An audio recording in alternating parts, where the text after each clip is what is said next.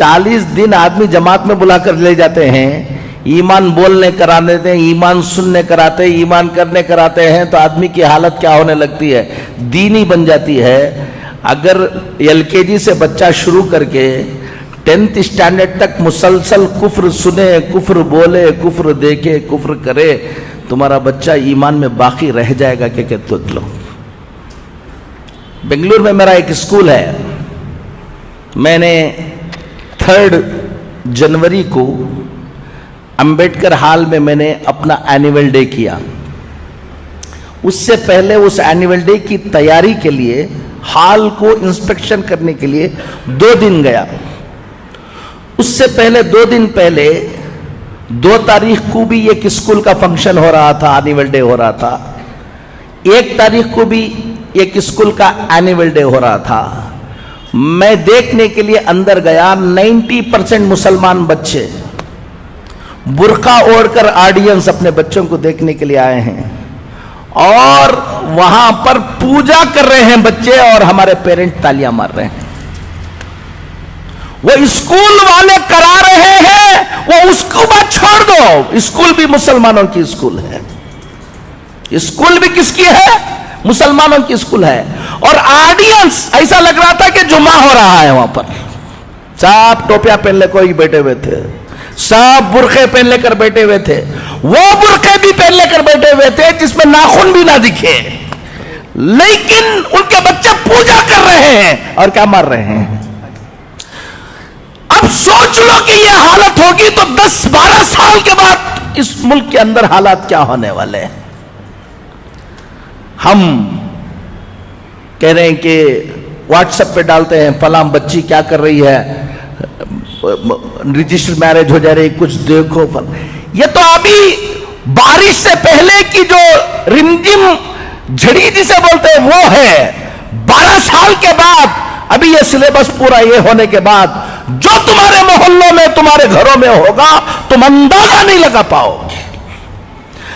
एक बात आप सबको मैं बताता हूं, आज 2 बातें आपको बताकर जाऊंगा। अल्लाह ताला हमको समझ की तौफीक नसीब फरमाए। खुद अपनी नस्ल की फिक्र करो, अपने बच्चों की फिक्र करो, डॉक्टर बनो। मैं 56 स्कूल चलाता हूं अल्हम्दुलिल्लाह पूरे हिंदुस्तान में, ताकि हमारे बच्चे डॉक्टर बने, इंजीनियर बने, मॉडर्न एजुकेशन में आगे आए। मैं उसका दाई हूं।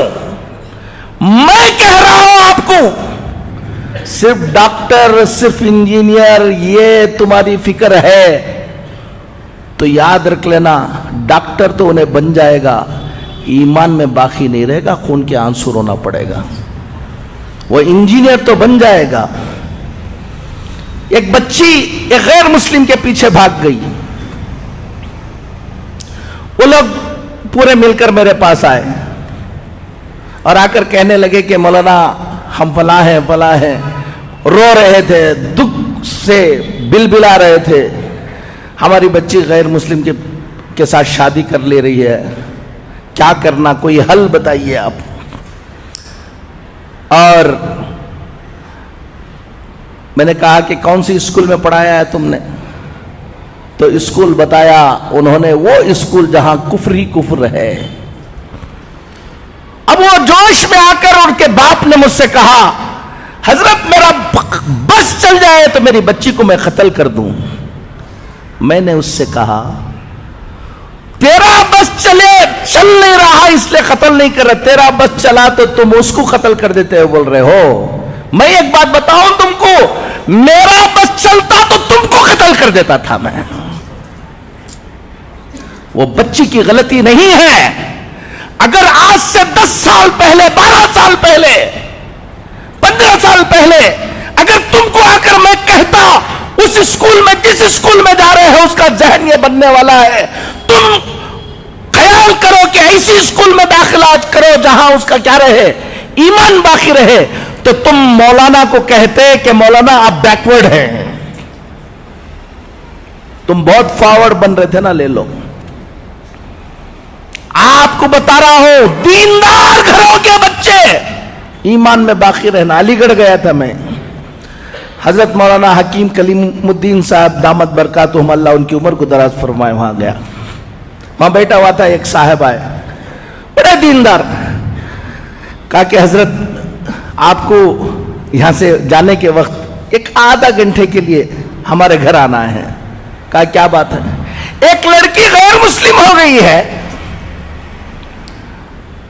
بہت دن وہ جا کے دوسرے سے کیا ہو گئی ہے، شادی ہو گئی، بہت دنوں کے بعد سمجھانے کے بعد 2 سال کے بعد اس کو بلا کے لے کر آئے، آپ کی زبان سے کچھ بول دیں گے تو انشاءاللہ۔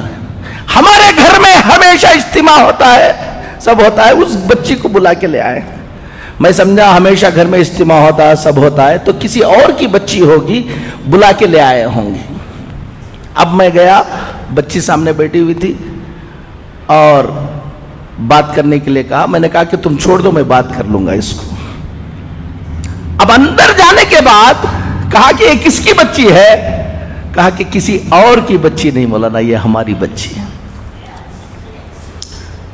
ہر ہفتہ کیا ہوتا ہے؟ اجتماع ہوتا ہے، دیندار ہیں، سب کچھ ہیں، ان کی بچی نہیں۔ میں نے کہا کہ بیٹا تم کہاں پڑھے؟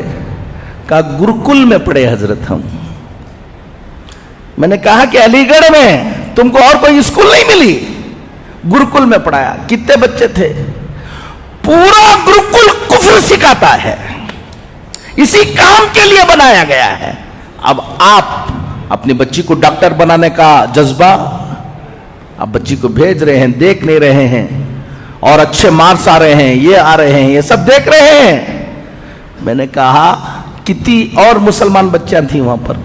کہا کہ ہم لوگ ایک 6-7 بچیاں تھیں۔ کیا کیا پروگرام ہوتے تھے، کیا کیا، اب پورا بتایا۔ میں نے ان کو بلا کر بتایا ہفتے میں 1 مرتبہ تم گھر میں بٹھا کر اس بچی کو اجتماع سنا رہے تھے، اور صبح کو اٹھے تو شام تک وہ کفر سنا رہے تھے۔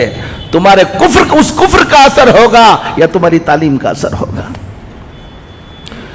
ایک بات ذمہ داروں کو کہتا ہوں، اپنے اپنے علاقے کے اندر ٹیوشن سینٹر شروع کرو۔ بچے اسکولوں کو جائیں، ٹیوشن کو آئیں، اور ٹیوشن کو آ کر جو ٹیوشن پڑھانے کے وقت جو کتابوں کے اندر کفر لکھا ہوا ہے، ٹیوشن بھی پڑھائیں اور کفر کو کلیریفائی بھی کرے ہمارے ٹیچرز۔ اس سے بچوں کے ایمان کی حفاظت ہوگی۔ دوسری، مکتب کے نظام کو کیا کرو؟ مضبوط کرو۔ پہلے واجب تھا تو اب فرض ہے۔ اگر کوئی گھمنڈ کر کے میرا بچہ میں فلان جگہ پڑھا لوں گا، فلان جگہ پڑھاؤں گا، مکتب کو نہیں بھیجے گا، 15-20 سال کے بعد خون کے آنسو رونے کے علاوہ کچھ نہیں رہے گا، یاد رکھ لینا۔ ایک بات تو سب سے اہم اس وقت یہ ہے کہ اپنے بچوں کے ایمان کی حفاظت کی فکریں کرو، محنتیں کرو۔ ٹائم کم ہے، سوچیں گے نہیں۔ اپنے اپنے سب لوگ الحمدللہ، ابھی اثر یہ ہے کہ ایک طرف یہ فتنہ ہے، لیکن مسلمانوں میں بھی بڑی بیداری ہے۔ ہم پورے ہندوستان میں جاتے ہیں، ہر مسلمان چاہتا ہے کہ کچھ نہ کچھ ہم دین کے لیے کریں۔ خاموشی کے ساتھ کام کرنے والوں کی ایک بڑی تعداد ابھی پیدا ہو گئی، جو کیا کر رہے ہیں؟ کام کر رہے ہیں۔ آپ کو بھی، نوجوانوں کو کہتا ہوں، سب کو کہتا ہوں، اپنا وقت اور اپنا پیسہ، اپنی دولت، تھوڑا سا پیٹ پر پتھر باندھ لو، لیکن اپنی اس آنے والی نسل کی حفاظت کی محنت میں لگاؤ۔ ہمارے بچے جو بڑے بچے ہیں، نوجوان بچے ہیں، کالجوں میں پڑھ رہے ہیں، یہ کر رہے ہیں، ہر دن 1-2-2.5 گھنٹہ دو شام کا وقت کہ بچوں کو جمع کر کے ٹیوشن تم چلاؤ، چلا کر ان کو اچھا پڑھاؤ اور کفر شرک کی پہچان ان کو بناؤ۔ اگر تم 1-2 گھنٹے اپنے ان ملت کی حفاظت کے لیے نہیں دے سکتے تو کہیں چائے پی لے کر قوم کی حالت پر گفتگو کرنے کا تم کو کوئی حق نہیں ہے۔ تیار بیٹھو تباہی و بربادی کے لیے۔